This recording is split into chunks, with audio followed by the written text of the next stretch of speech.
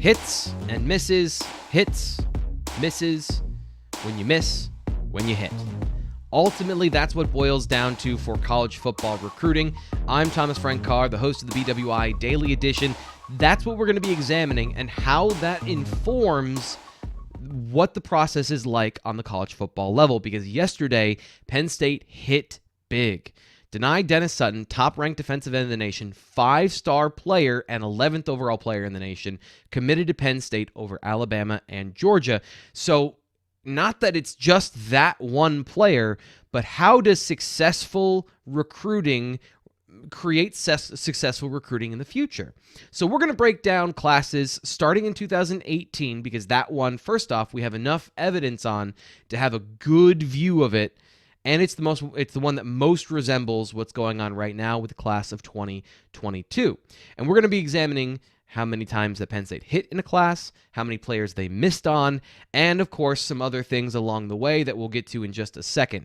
But when you look at the overall hits and misses of this class, as you can see, I've got down 7 players that were obvious hits for Penn State and 7 players so far that have missed. And because this class, the majority of it is still in college, you can see about a third of it still is somewhere in the balance. The jury's out on whether some of these players will work out. And of course, a guy, even before he got on campus, Nana Asidu, was a highly regarded prospect in the class of 2018 that had to medically retire due to a heart condition. So attrition is a part of this, and we'll be taking that into account as we go forward. The obvious hits in 2018, the last 5-star that committed to Penn State, Micah Parsons, who went in the top 15 of the NFL draft. Jason Oweh, another guy that hit, and I want to point out again to Penn State fans that are still frustrated about Oweh and Parsons, and the fact that Parsons didn't play last year, and that Oweh didn't produce to the level of being a first-round draft pick. It still is important that happened. It's still critical that he went at the end of the first round. It's something that Nittany Dennis Sutton talked about. One of the reasons why he committed to Penn State was the track record of John Scott Jr. before he got to the Nittany Lions at South Carolina, and his ability to help Jason Oweh in the 1 year he was working with him.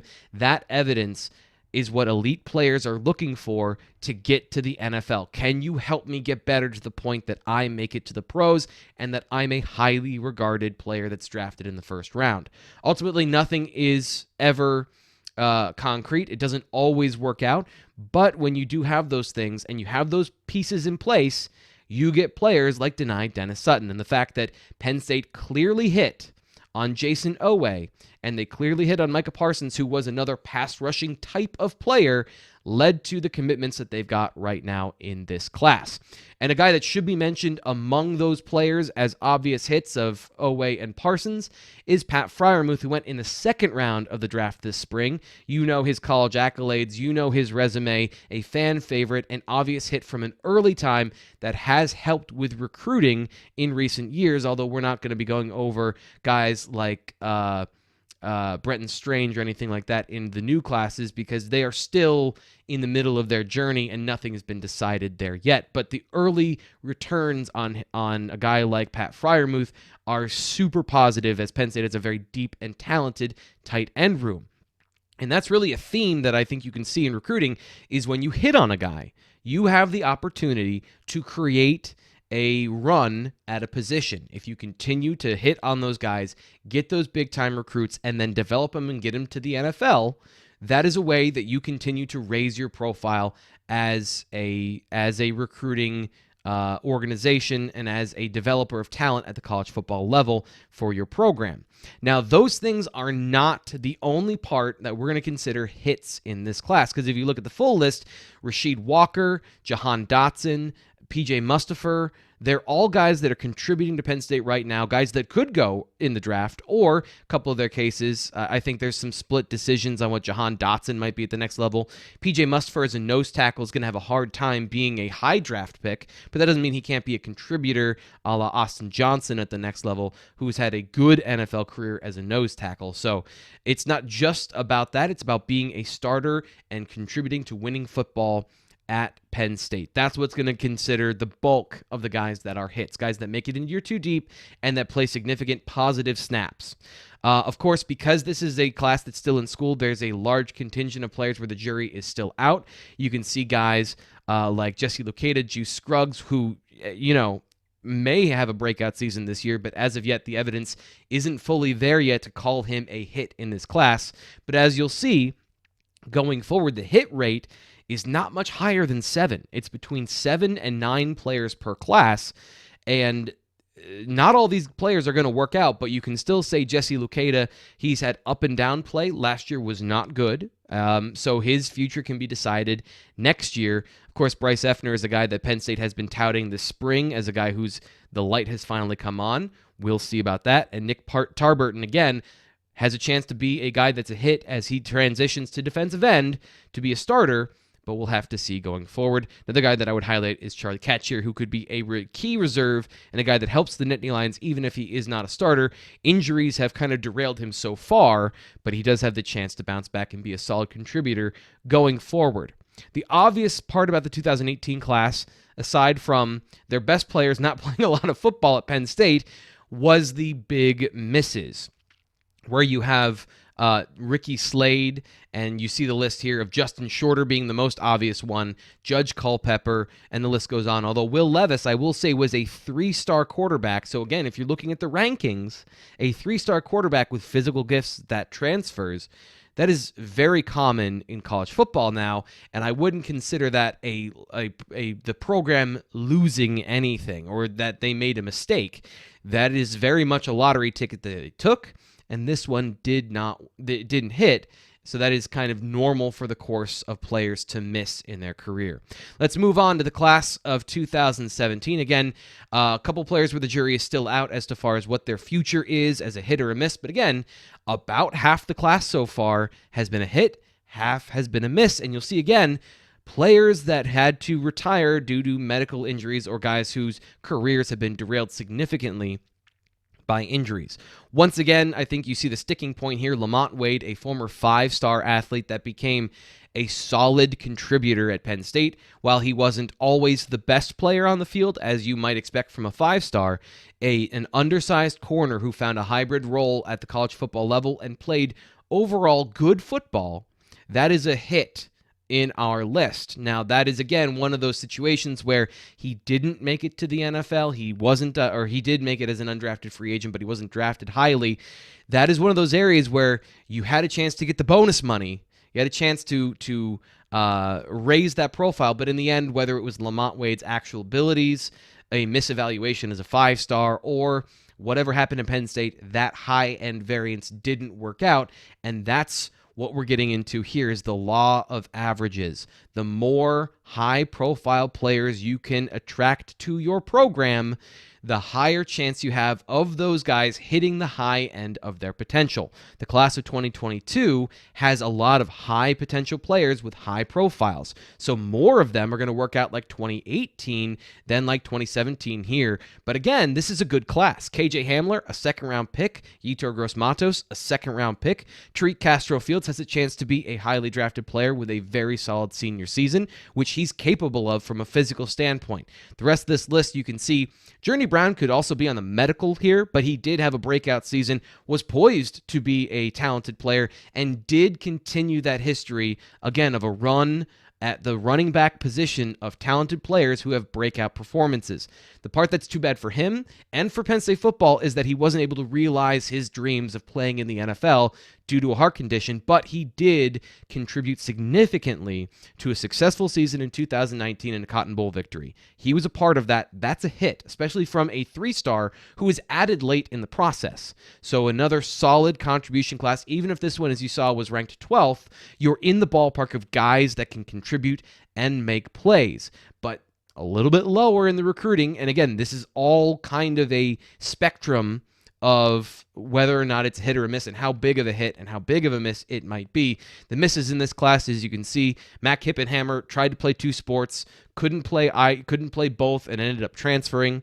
CJ Thorpe did play for the Nittany Lions, but the problem is, he, when was given the opportunity to be a starter multiple times, could not hang on to the position. Ultimately, he's transferred as well, making him a miss. A couple of the problems that Penn State's had at linebacker is that some of the guys they brought in have missed big. We have Braylon Franklin and Braylon Faison-Walden. Both these guys transferred before they even saw the field for Penn State.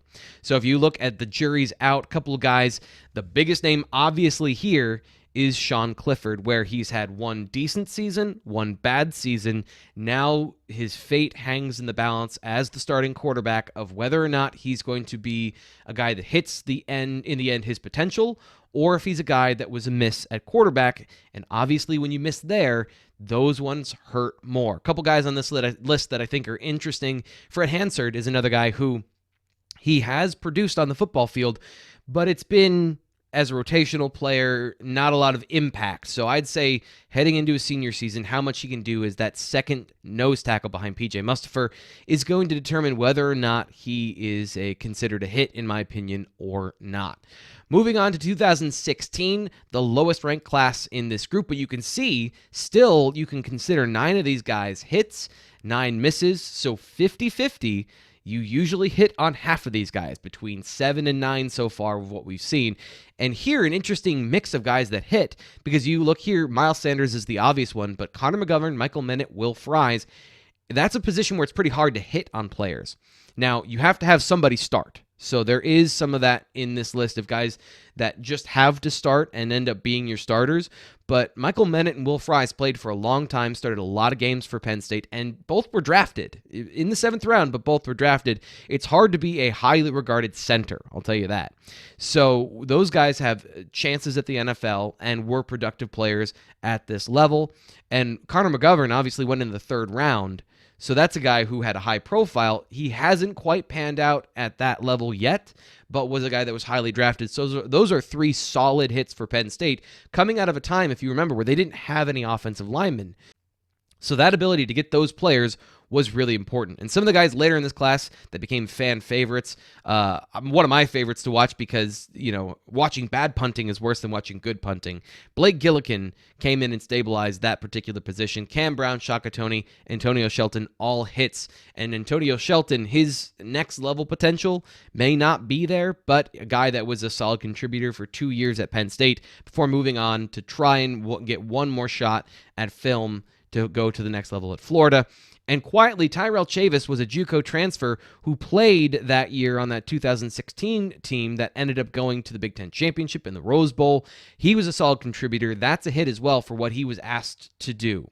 The misses in this class, I only really want to highlight Zeke McPherson because he's the only one that really, so far from Penn State, has transferred anywhere and been a successful football player. Most of the guys that have transferred out just haven't been able to make it at the NFL level. Another guy on this list, Daniel Joseph, did transfer to another school. I believe it was Arkansas and was a starter there, but he simply was beat out by better players on the roster.